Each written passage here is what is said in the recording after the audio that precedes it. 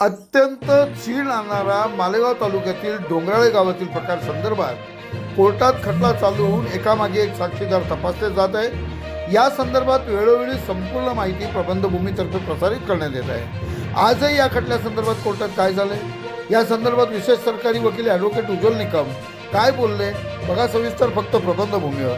प्रबंधभूमी महाराष्ट्र न्यूजसाठी Maharashtra news in-charge Harish मारू। आज या खटल्यामध्ये एकूण 2 साक्षीदारांची तपासणी सरकारतर्फे आम्ही घेतली।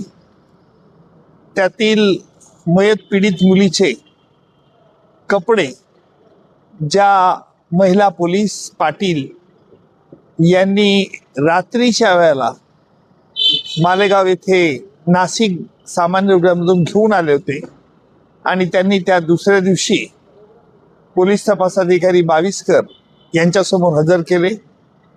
ज्या मयत पिढीच्या कपड्यांवरती रक्ताचे शर्टावरती रक्ताचे डाग होते आणि एक करदोडा होता, ज्या करदोड्याने त्या पीडित मुलीला गळा आवळला असा सरकार पक्षाचा आरोप आहे। दुसरं मी महत्वाचे साक्षीदार या संदर्भात घेतले, त्यांची देखील साक्ष आज न्यायालयात नोंदवण्यात आली। कुठलं होतं पहिला साक्षीदार?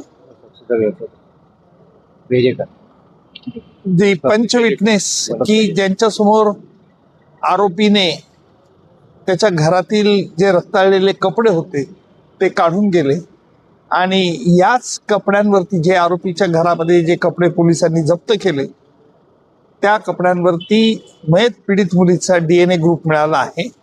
असा महत्वाचा परिस्थितीजन्य पुरावा बद्दलचे आज 2 साक्षीदार तपासण्यात आले।